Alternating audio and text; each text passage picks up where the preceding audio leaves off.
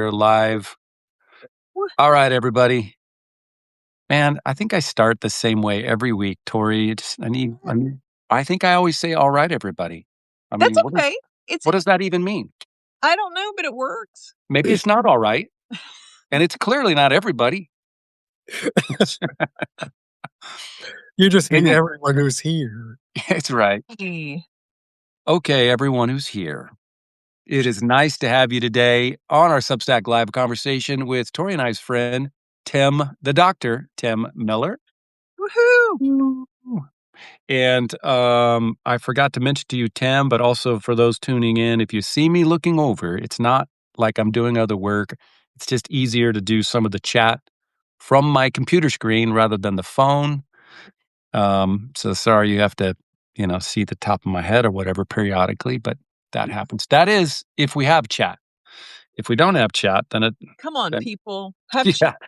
All you got to do is chat, and then we'll make that happen. Anyhow, Tim. But also for those tuning I gotta mute that. Yep. Among other things, Tim has a book called The Silence of the Lamb.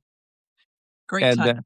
The subtitle is something about the hiddenness of God. What's the subtitle? Exploring the hiddenness of Christ and God. Yes. I had to say Christ first because the Lamb, I had to make sure that connection is. That's right. The Silence of the Lamb. It has a strange echo to something familiar I've heard before. When I came up with that idea, it was my dissertation first. And when I came up with that idea for the title, I thought, oh, that'd be really fun. But of course, Tom Ord will never allow me to use that as a title. So I just threw it out there with that title on it. And the first time he saw it, and he said, oh, that's good. Go for it. So, nice. That's stuff. Yeah. Good. Far be it from Tom to put up any obstacles to any crazy ideas that any of us have had.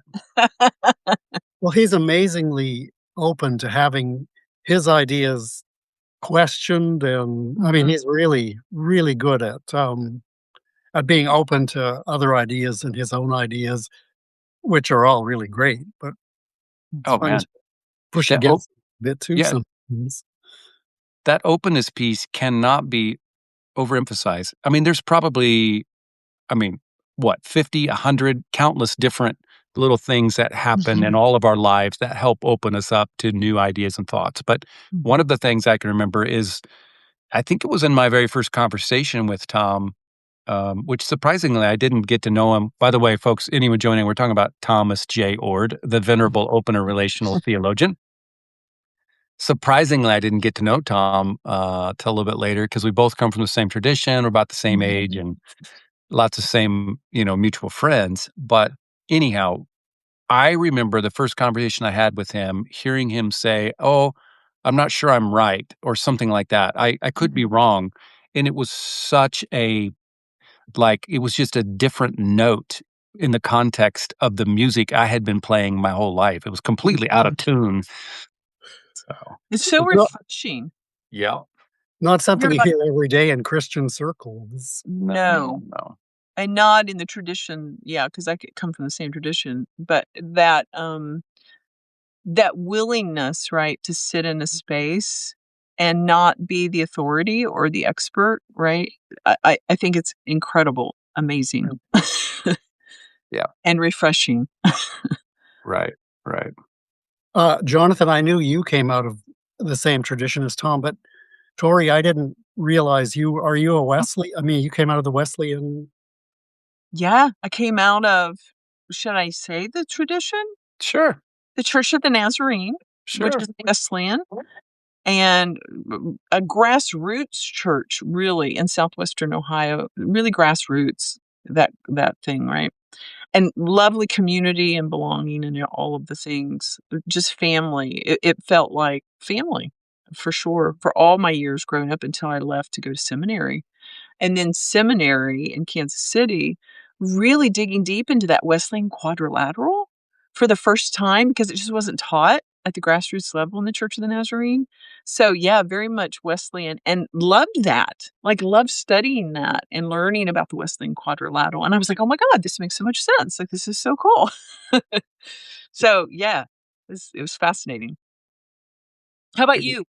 Since you were our guest, Tim, and let me say this. Okay, so Tim and I first met you at OrtCon, I think in 2023. Right, 2023. And I just immediately thought, "Oh my god, I totally dig him." Like, I just immediately just loved you, and my good friend Amy, who always shows up with me at OrtCon, like, she would bring your name up later and go, "That nice guy that we had breakfast with." I said, "Tim," and she goes, "I really like him." I said, "I know, he's the sweetest guy in the world. He's Well, awesome." thank you for that. I really had a immediate reaction to you 2 that same way.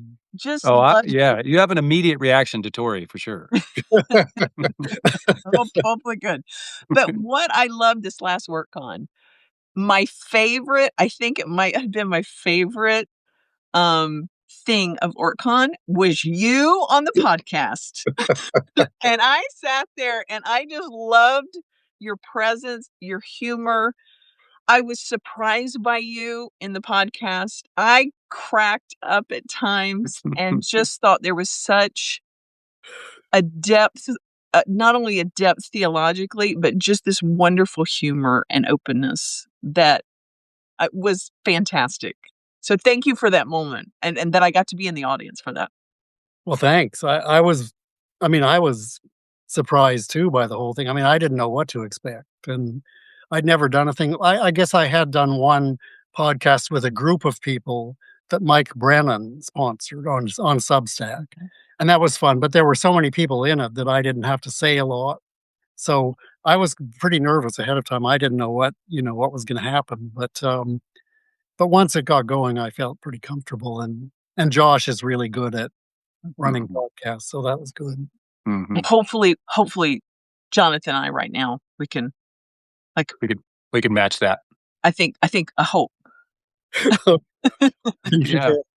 Yeah. Yeah, by the way, Tori, I forgot.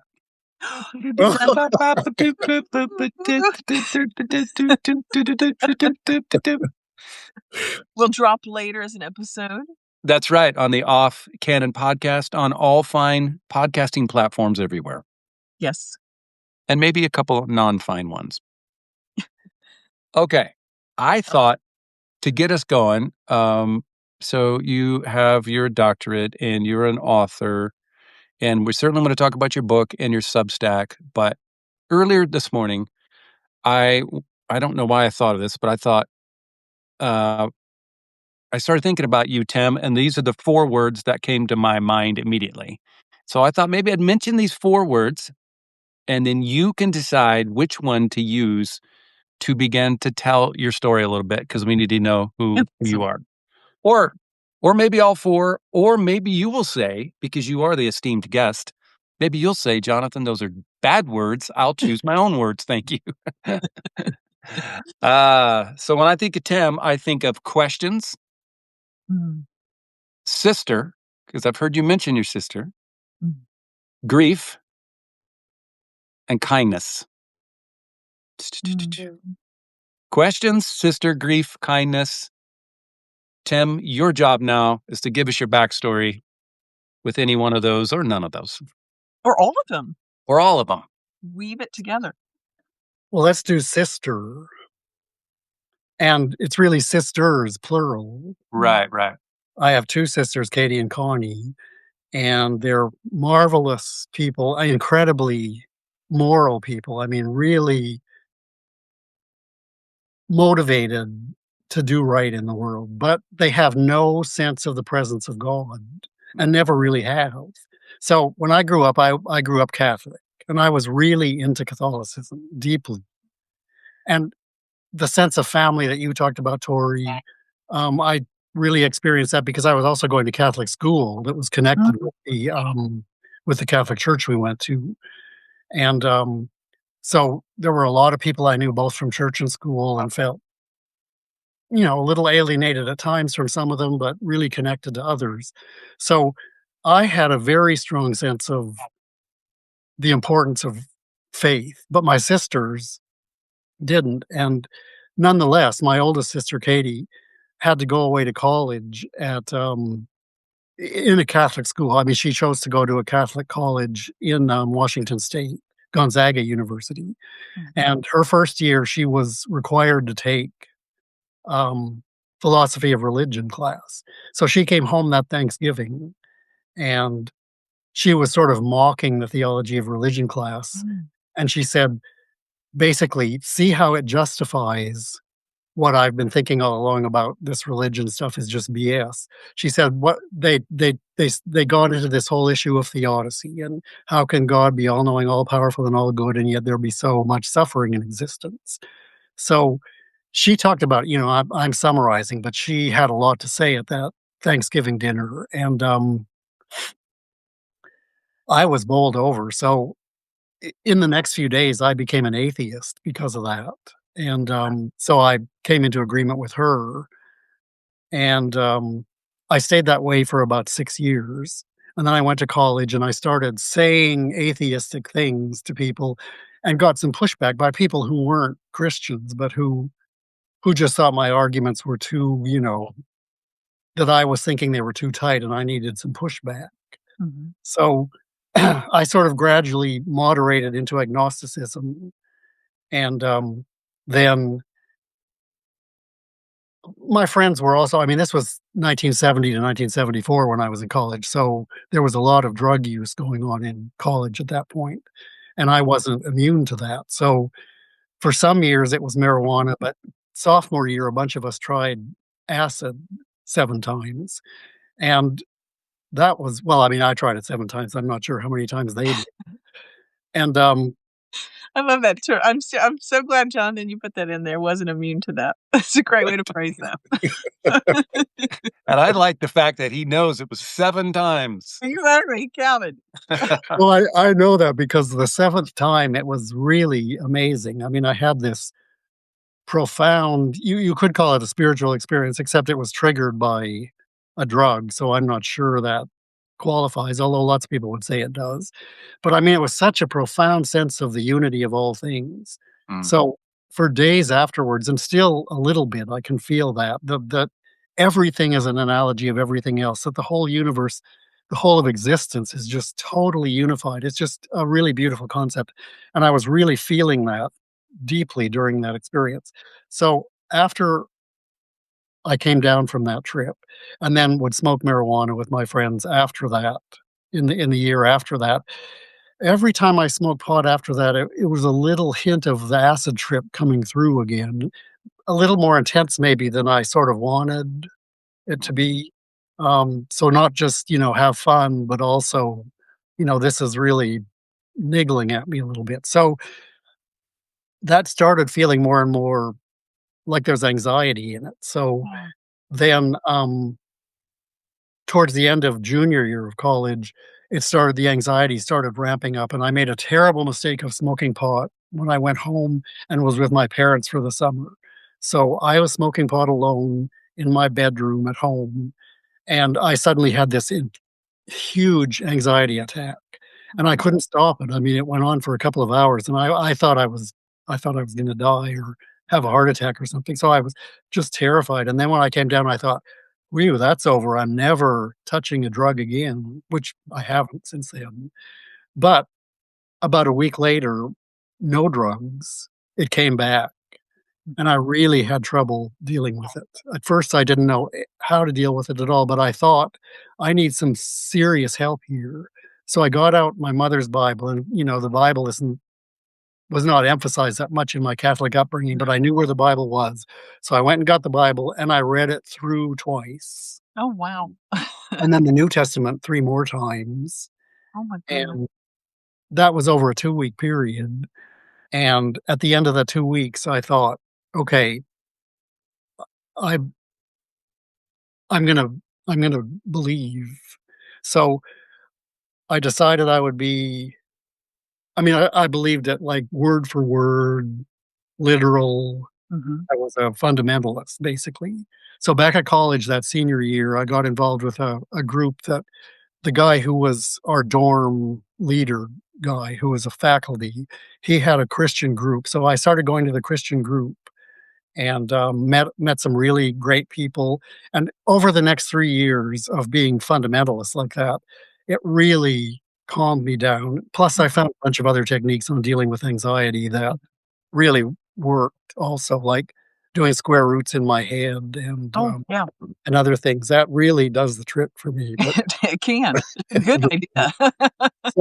so after those 3 towards the end of those 3 years, I had moved to Chicago, and I started going to grad school, and I started going to this church called Circle Church in Chicago, which was an evangelical church. It was wonderful. It had a black pastor and a white pastor. Oh, that's awesome. Great group of people, but they were anti-gay, and I was gay, so they wanted to do a laying on of hands of both me and this guy named Ron, who was this sort of off the wall black guy who was really a nice guy, really fun, but a little bit off the wall. So anyway, both of us, they did this laying on of hands, and of course it had no effect. I was still gay after that, and so was he. Yes. And so I decided that wasn't going to work for me. So over the years, I just gradually moderated out of that. I started getting interested in Buddhism, so I sort of came up with this Buddhist Christian combination that worked really well for me. Then I started getting the theodicy issue that never really went away for me. So I started thinking about that more, and suddenly some ideas just popped into my head. And they felt like they came maybe from God, but, they probably just came from my subconscious mind who was churning away on this stuff all the time. So I decided I needed to try writing a book on that. So I did write a book, and it was really long, and I ran it past several of my friends, and they really enjoyed it. They said it's really long, but they really enjoyed it. So they suggested I try to get it published. So I tried to get it published. I got some very positive responses from a couple of the publishers who said, it's long, maybe you could shorten it, but number 2, you have no spiritual credentials, and we really can't publish it unless you co-author with someone who has spiritual credentials or get credentials of your own. I wasn't ready to deal with that, so I just let that go. And then around 2018, I ran into a book by Tom Oord, the God Can't book, and I read that. And that was another way of doing the theodicy issue that was different from what I had come up with. But it was really good, really impressed me, and I liked it. So I signed up for his email newsletter. I started noticing in his email newsletter that he talked about Northwind Theological Seminary. I just ignored it at first, and then I thought, spiritual credentials. The light bulb went on, and I thought I could get spiritual credentials. So I started emailing with Tom. That went really well. He really encouraged me. Then he said I should talk on the phone to a few people who had been going to Northwind and see what they said. And Jonathan, you were one of them, and you were very helpful. It was a great discussion, and I think Mike Brennan was the other one. And so then I went to Northwind, really enjoyed the process. I couldn't write about theodicy because, that was really covered really well, but there was an adjacent. At the same time I read God Can't, I also ran into a book by J.L. Schellenberg, or John Schellenberg in Canada, a philosopher, who wrote The Hiddenness Problem. I read that book too at the same time I read Tom's book, and he used the God's hiddenness, or the silence of God, or God not being very present to many people, as a proof, sort of an ironclad proof. I mean, he argues really well that God can't exist. So I was really impressed with that too. So through my getting my doctorate, the hiddenness question surfaced to the top as what I'd like to write about. So that's what I wrote about in the dissertation, and then it got published as a book. So that's amazing. That's the whole process there. What a fascinating journey. Like, seriously, curiosity. Like, I'm just so impressed with your commitment to this journey. Like, reading the Bible through, like, in 2 weeks, and the New Testament, like that, you were committed. Like, you were wrestling and working this out, but seriously committed to getting some answers. Or desperate. I mean, I was pretty desperate while I was doing that. Yeah. Wow. Yeah. The line between desperate and committed is quite thin sometimes, isn't it? Yeah. It is, especially when you're dealing with anxiety attacks, which obviously you were, Yeah. that were brutal. Yeah. So answers, you said I was desperate for answers or committed to getting answers. And yeah, I got answers. The thing is, I got tons of answers. Mm. So many answers that don't all agree with each other Mm. to the point where, I mean, to be honest, at this point, I'm not really sure what is going on spiritually. Mm. I mean, I have very strong interest in talking about it and reading about it, writing about it. It's really fun stuff. But what do I really think is going on? One of the people I covered in chapter 3 of my book is Paul Draper, an agnostic, and he goes through the sort of arguments, the standard arguments for God, but also he details his personal spiritual experiences. And he says none of the arguments, some of the arguments he thinks tip the balance towards believing in God, some of them tip the balance towards not believing in God, and likewise his spiritual experiences do the same thing. And so he comes out of that whole process an agnostic and says, yeah, if God exists, there couldn't be anything more important than trying to get in contact with that God or having a relationship with God. So therefore, even if you're agnostic, you need to be exploring both by reading and thinking and writing maybe, but also by trying to have experiences and being involved in like things like churches and stuff, just just in case God can really break through if you're resisting, that there could be nothing more important than that. So that's really where I sort of landed, is I sort of agree with him. I wouldn't say I'm exactly right on the nose and agnostic, but I'm just barely on the faith side of being agnostic. And and I agree with him that it's really important to pursue. Plus, I like it so much that I can't help doing it. And But I like that too. and I think there's a lot of people who are very sure of their faith, that are so certain. I mean, people really love to have certainty. And to me, that just seems not warranted. And yet I'm sort of envious of them at the same time, because it would be so nice to have some certainty about those things. But I just don't seem to be able to quite attain that. Mm. There's and we started this out though with appreciating so much Tom's, lack of certainty. And it just kind of hit me now as you said that, Tim, that there's something so beautiful about not being certain and being willing to not be certain that allows for some other type of experience, I think. That's what I'm hearing. And that resonates. There's something really beautiful about that.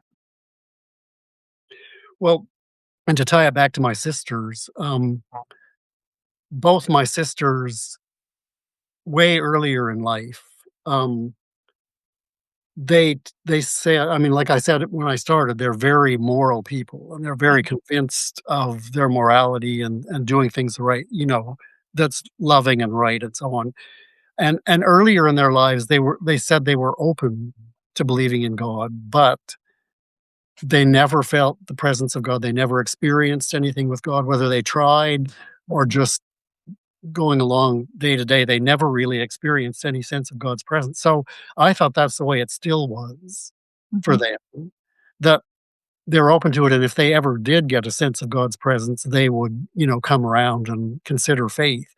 But when I said that to one of them to Connie, the younger of the two sisters, they're both older than I am, but the younger of the two sisters, I said that very thing. And she said, no, she said, earlier in life, I was open to it. But she says, I'm 77 now.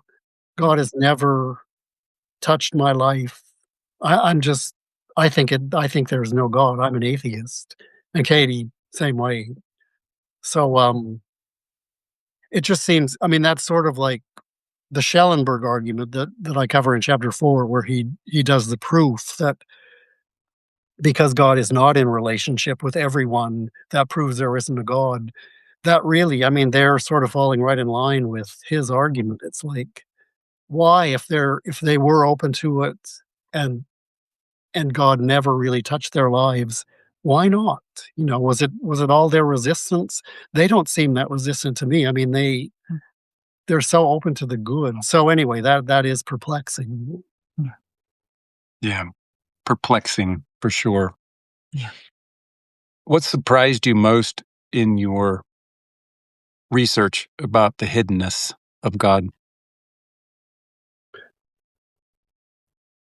Well, open and relational theology and process theology. I think the thing that I came upon open and relational theology first through Tom Oord's God Camp book, and then, of course, I read a bunch of other books by him, and he would refer to process theology. And I had looked into process theology about 20 years ago, back when I was writing that first book I tried to write, or that I did write but tried to get published. I looked into into process theology, and I read some of it. Of course, I didn't read Process and Reality. I tried reading it, but it was really a slog. I did for the degree program and pretty much understood it, but back then, it was just a total mystery what Whitehead was saying, but I read a lot about what Whitehead's I will ideas. say during my dissertation, my eyes went across all the words in Process and Reality, but I don't know if I could say I actually read it.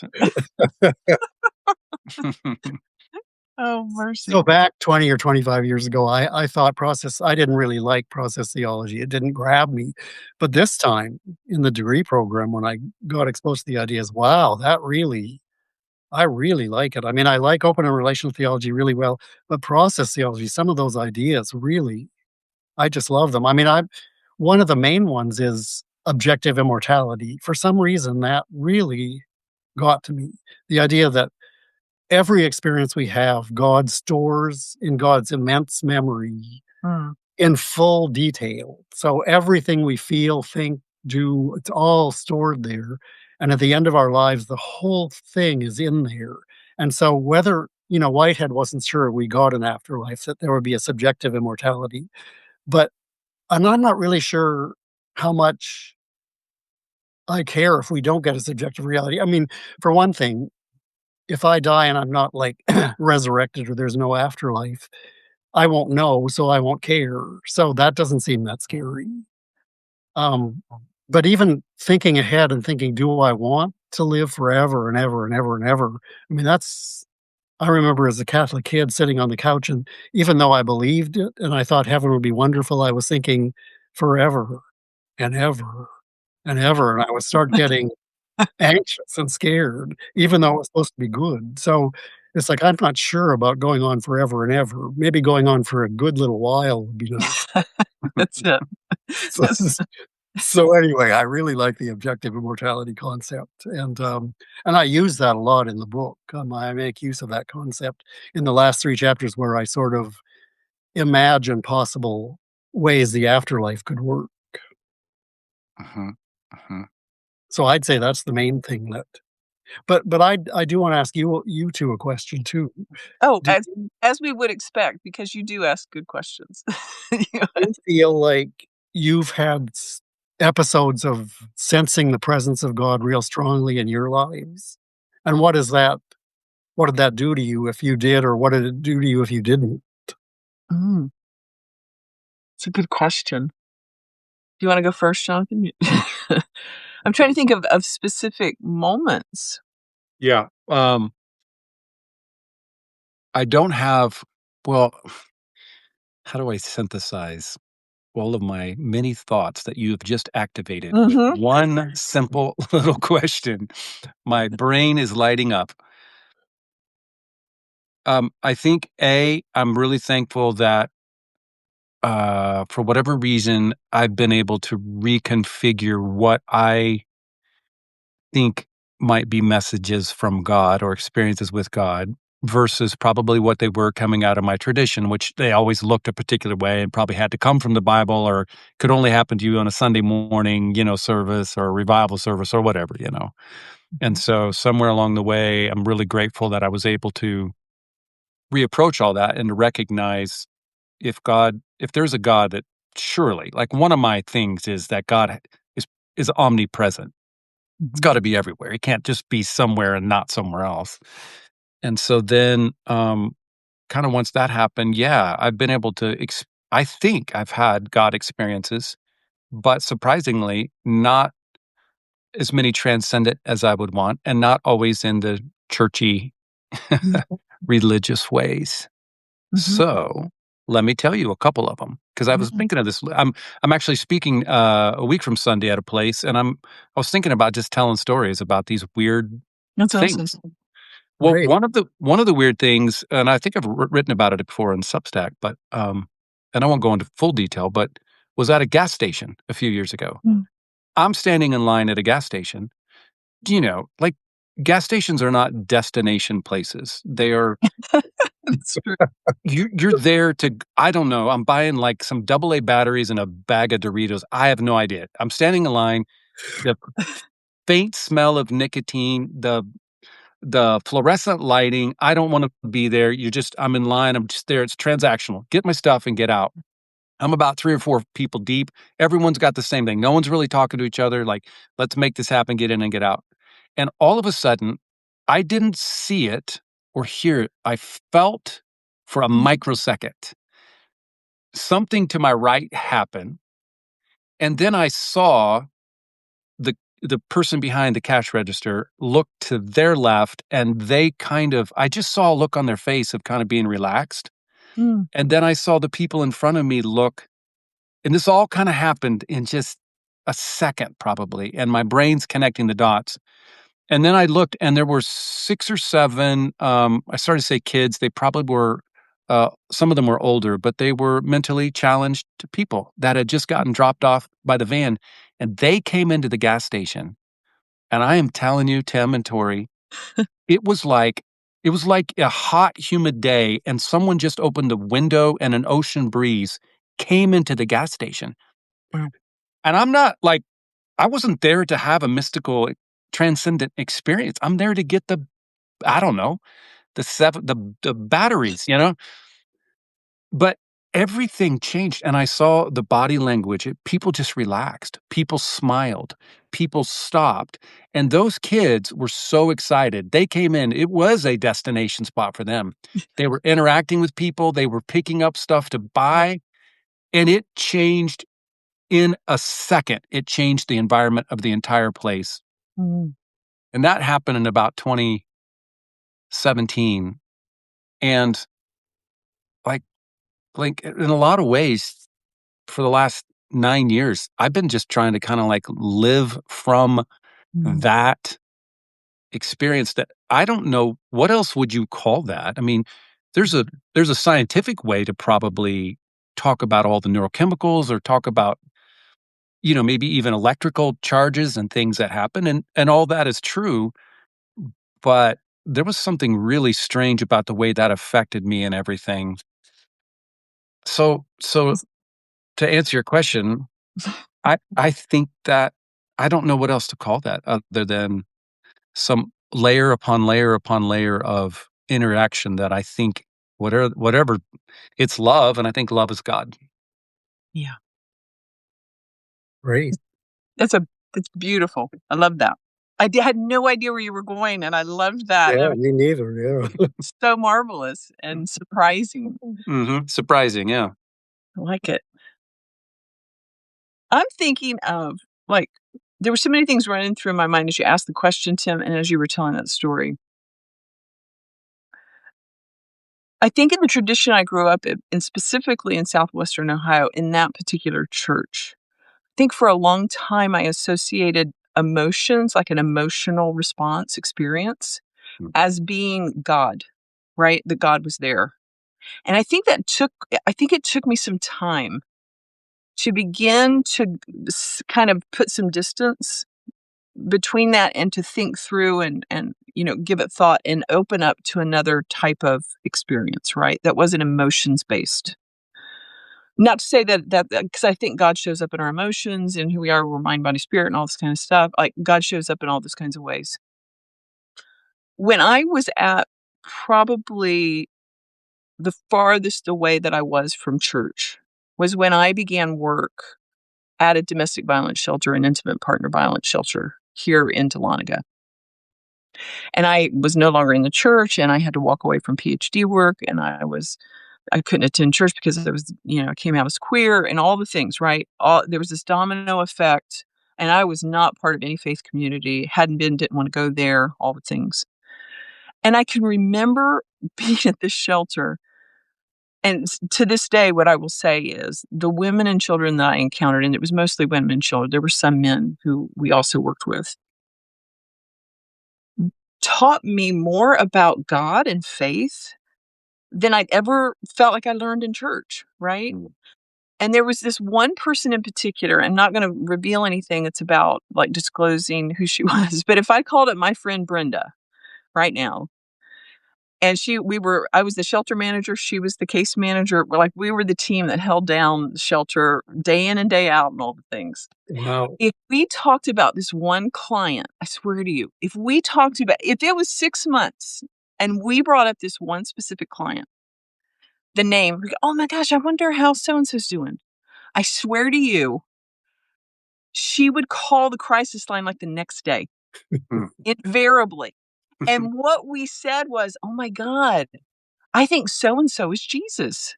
But we had real conversations about the fact that this woman, who was homeless, lived in a car at times, had struggled with mental health issues, all the things, right? Everything you can imagine. Vulnerable to, domestic violence, intimate partner violence. And we sat there in that shelter in our office, and we truly believed that she might be Jesus. And I think as I was listening to your question, but also as I was listening to John, because I was wondering where he was going in that, is that even if I'm out in nature and I experience like this feeling, like it's always in connection. It's never just unto myself that I feel like maybe it's a God moment or a mystical moment. It always has to do with somebody else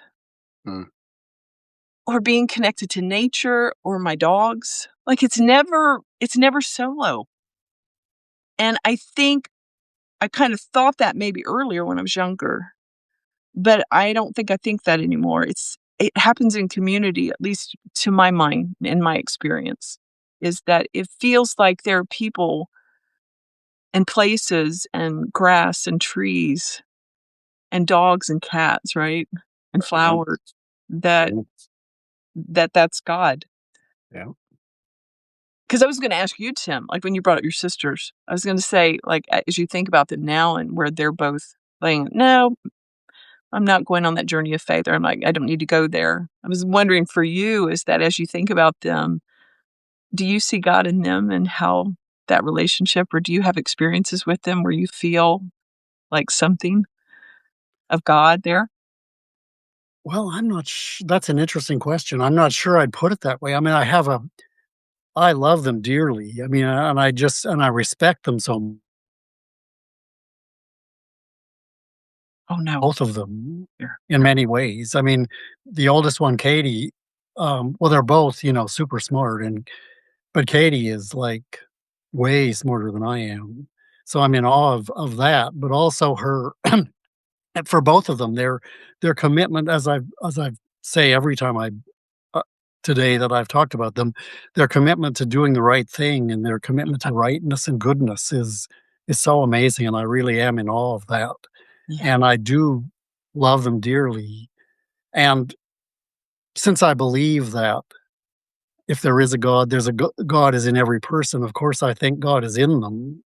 Mhm. But they don't make me feel like I'm having a God experience when I'm dealing with them. Exactly. Um, you did mention, Tori, you brought up animals, and a number of the experiences I've had through the years, which are very few and far between, but some of them have been fairly intense, have involved animals. Wow. A couple of them that I can never quite shake the feelings around. One time when I was in London in 2004, I think it was, with a bunch of friends, and we were staying in this cheap hotel right in the middle of London, and our view out the window was just of a courtyard, and there was another building right across the way, and buildings, it's like it wasn't a pretty view or anything like that. And, but it was hot. They were having a hot spell. And so we had the window open and we had gotten up in the morning and we were about to go out and do our stuff on the day. And all of a sudden, a pigeon flew onto the windowsill and the pigeon had a plastic bag over its head. And you could see that it was in terrible distress. There was this plastic bag on its head. What was it gonna, it was gonna die if it didn't get that off there somehow. So I thought, well, I've got to try. I mean, it's just gonna fly away. There's no way that this pigeon's gonna let me get right with, next to it. But so I sort of crept over very slowly, and I was able to get the bag off its head, and it flew away. And I just was overwhelmed with, oh my God, what a privilege that was Wow. to be able to help a being who was suffering. And it was very connected with God. I mean, I just felt for sure God's presence there. And, but then, 3 or 4 minutes later, I thought, nah, it was just a coincidence. It just happened. It was just something that happened. Yeah, I had a lot of emotions, but was God really there? Well, I don't know. So that's what happens with every time I have one of these experiences. I always come up after like 2 or 3 minutes with an alternate explanation of it. Another case did involve my sister. My sister and I were walking. We both lived in Chicago at that time, and she came over to where I lived, and there was a beach about 4 or 5 blocks away, and we were gonna walk her dog, a beautiful Irish setter, on the beach. So we went over to the beach. We were walking along, and all of a sudden, the dog got a fish hook in its paw, and you couldn't pull it out because it was barbed. So you'd really wreck the paw if we pulled it out. And I said, "Okay, let me run home and get some wire cutters, and we can cut off the barbed part and then pull it out real easily." So I ran as fast as I could back to my apartment to get the wire cutters, and then ran back to the beach. And as I was running, it was like suddenly a sense of the distress of the whole situation came down on me as if like I was a big black cloud coming down on me. And I just knew that it was God impinging on my consciousness saying, "You find this distressing.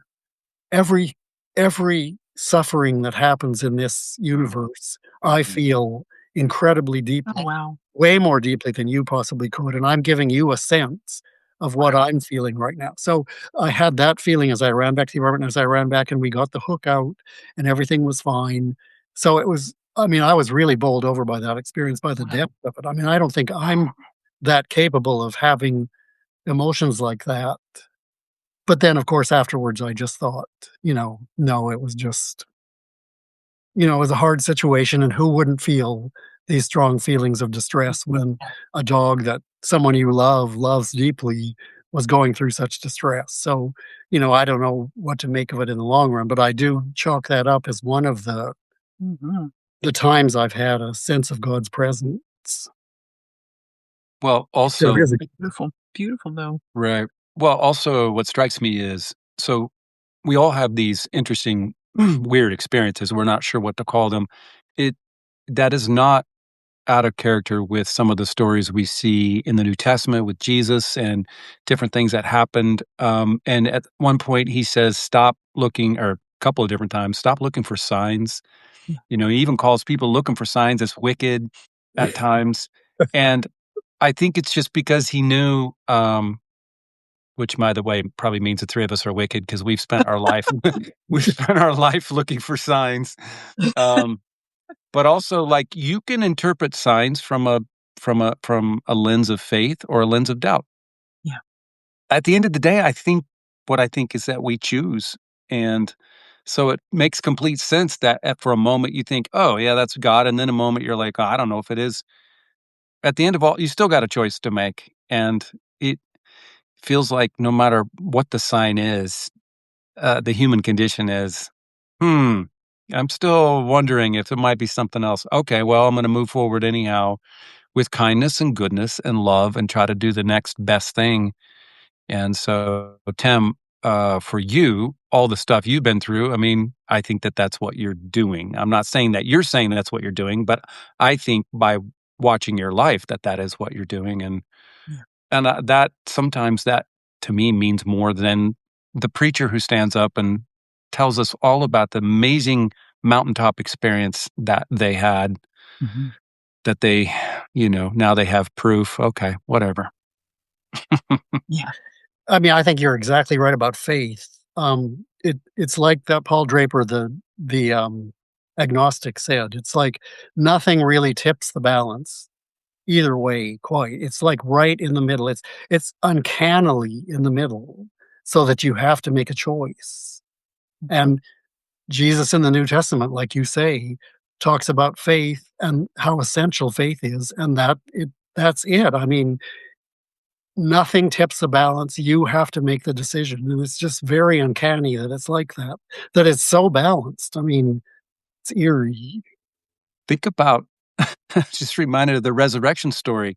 Those some of the last words, and one of the writers says, a bunch of the people who saw Jesus ascend, they had doubts. They have watched him die and be resurrected and now ascending as the story goes. They still have doubts. Of course we're going to have doubts. Yeah.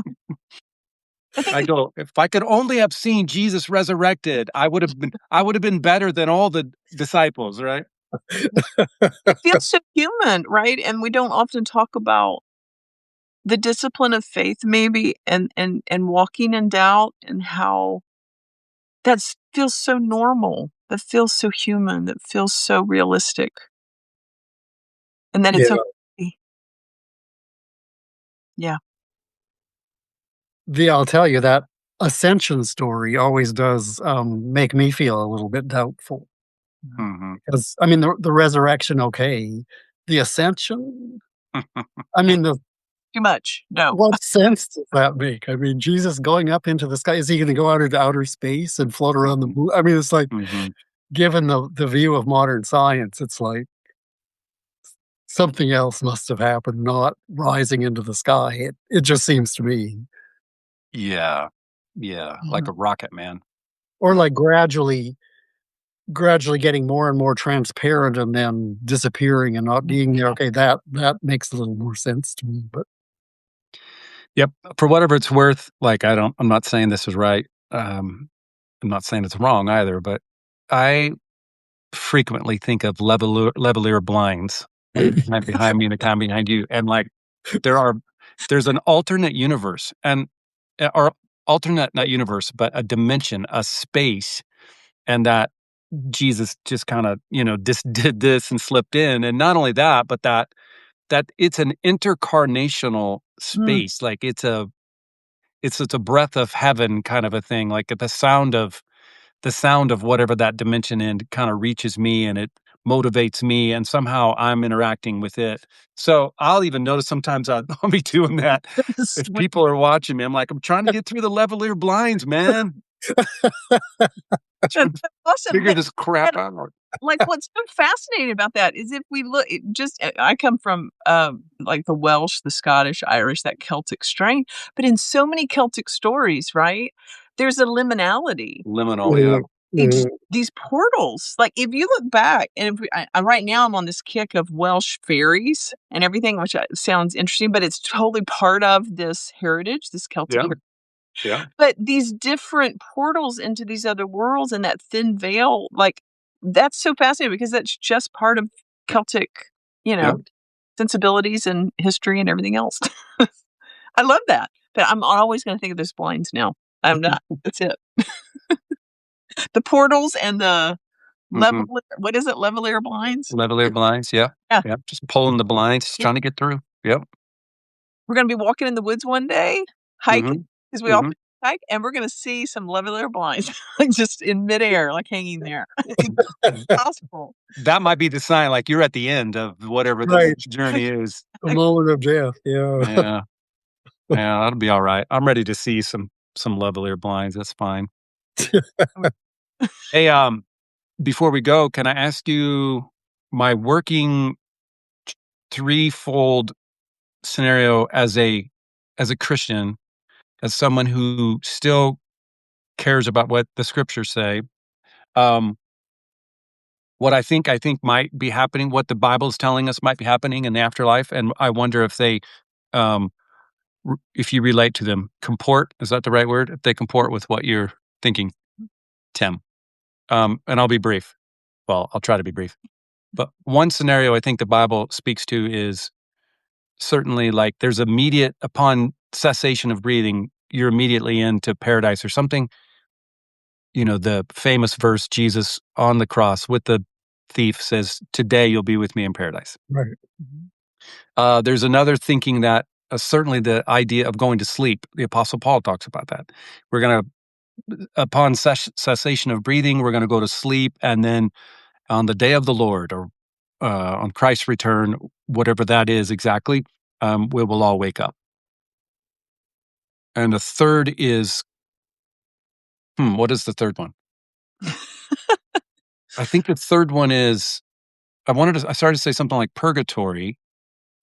There is some biblical reference. The scripture is escaping me, but there is some biblical precedence about that. That's it's not quite immediate though. It's like a burning away, like love's gonna purge, moving further. Fire, yeah. Yeah. So it's qualified a little bit there. I think those are the three main things. Now, those are all held in a context of so many other things, like, obviously hell, punishment, or annihilation, or universalism, or hope. And for me, all of it is held in love, which gives me a sense of hope. But do those three things match up with what, and I'm not saying they have to, but they kind of loosely match up with things that you are thinking and or reading or writing or were in your project? Well, in the book, the last 3 chapters speculates on afterlife stuff. Mm-hmm. So I was attempting to be fairly consonant with open and relational theology in those scenarios that I came up with, and also go along with what I sort of think the Bible says. I mean, I think the Bible is pretty clear on resurrection, not you're whisked away into some, non-body afterlife thing. I mean, that doesn't. I guess there's hints of that in the Bible, but it's mainly resurrection that gets done. So well, I'm sorry to interrupt, but I meant to say that too. Like, one of the things that I've been committed to is the physicality embodiment of the thing. That's particularly problematic. Well, yeah, that is problematic at times to figure that out. So I should have included that as well in the resurrection embodiment. Yeah. The reason I got into those scenarios in the book, the thing that worried me or worries me about in open and relational theology and process theology is the idea that you have to sort of, God is not omnipotent, and that really helps explain why there's suffering. It also really helps explain why God is more hidden. So that's great. It answers these huge questions, but then it leaves the question, why is it going to be different in the afterlife? I mean, why will God suddenly get a whole bunch of power? I mean, why is it going to be better? Why won't abuse and bad stuff happen in the afterlife just like it does now? So I wanted to come up with some ideas of how that might work, where we can expect good afterlives and yet not go against the idea that the process and open and relational theology idea of God not being omnipotent. So they all involve resurrection. Well, the two main ones involve resurrection. And one of them is, okay, so, and this addresses the question of, does it happen right away, or is there like a period of being asleep? Well, I don't think there's a period of being asleep in these scenarios. What I imagine is, in the first one, God is gradually drawing reality to be better and better. So we die, and we've got as we talked about earlier, we have our objective immortalities are stored in God's vast memory, and they're not going away because God's not going to forget. So over vast eons, God gradually draws and lures the universe to be better and better and better until finally it's a wonderful place where there isn't red and tooth and claw evolution going on, where it would be a delight to live in the environment that God has lured the universe into being. And then God lures new bodies into existence and allows the objective immortalities to flow into those bodies if they're willing to have it. And then our experience continues. So we've had experience on Earth. All our memories are planted in these new beings in a wonderful environment. and then we live on. And we can get into, we don't need to get into it, but there I do try to deal with the question of, is it really me if that kind of resurrection thing happens? Is it the same me that's here now? Then we don't need to get into that now, but I do address that in the book. Okay, so that's one scenario where there's vast ages in between when we're resurrected. But to our subjective feelings, it would be instantaneous. I mean, we would die and then we would suddenly we'd be vast eons in the future, but we wouldn't have known any of what happened in between. We'll just immediately wake up after we died, and there we are, having this wonderful experience. So that was one. Another one was God doesn't need to wait because God has an infinite consciousness that can be programmed, and God can program virtual realities right there and can create virtual beings and then download our objective immortalities into new beings, and we immediately begin experiencing in a new virtual environment, which can feel and be, I mean, as far as we could tell, it would be a completely physical environment. I mean, we would be resurrected, in other words. We would still feel embodied. We would, all that stuff happens, but there wouldn't be a waiting period in between. We would immediately be resurrected in this virtual experience that's programmed using God's own consciousness. So we'd be made of God. We're probably made of God now too. But so those are two of the scenarios. I don't need to get into the third one, which is radically different and much more complicated, unless we really want to. But does that answer your question? Yeah. Gives me more. Yeah. Gives me more to think about. Yeah. And I have a comment, but I also have a session at 2:00 in 2 minutes, so I hop off, but you guys can continue if you need to, totally. Yeah. I don't know why, but as I was sitting here listening to you, Tim, when I attended a church in Portugal, and also when I attended, I think it was Blue Ridge in Kansas City. It was a Nazarene church, but it was a Black Nazarene church, right? Black congregation, and I was in the minority and had the privilege of attending that church and loved every second of being there. In both those traditions, in the Portuguese church and at Blue Ridge, I think it was Blue Ridge is the name, you didn't start church till everybody showed up. Wow. And somehow we all kind of knew who was supposed to be there, who was not going to be there.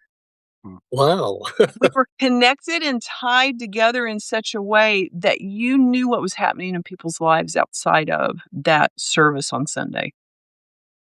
And I was sitting here, I thought, oh my God, what if the after kind of like, what if it starts when we all get there?